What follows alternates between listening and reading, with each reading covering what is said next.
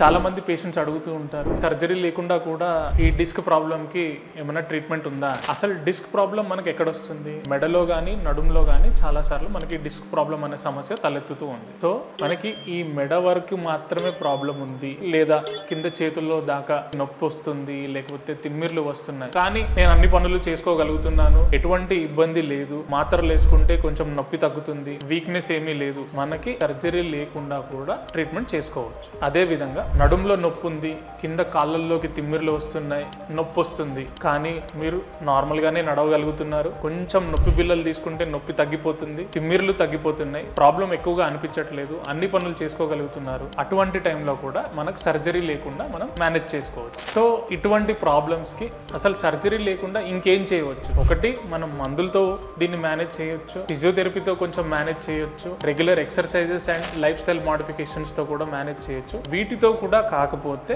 నొప్పికి సంబంధించి ఇంజెక్షన్స్ తో కూడా మేనేజ్ చేయవచ్చు. కానీ డిస్క్ ప్రాబ్లం ఉన్నప్పుడు చేతుల్లో కానీ కాళ్ళల్లో కానీ వీక్నెస్ అంటే బలహీనత వస్తున్నప్పుడు కానీ, మనం నడుస్తుంటే నడక తడబడుతుంది అని అనుకున్నప్పుడు కానీ, మలమూత్ర విసర్జన పైన కంట్రోల్ తప్పుతుంది అనుకుంటే మాత్రం సర్జరీ కంపల్సరీ చేసుకోవాల్సి వస్తుంది.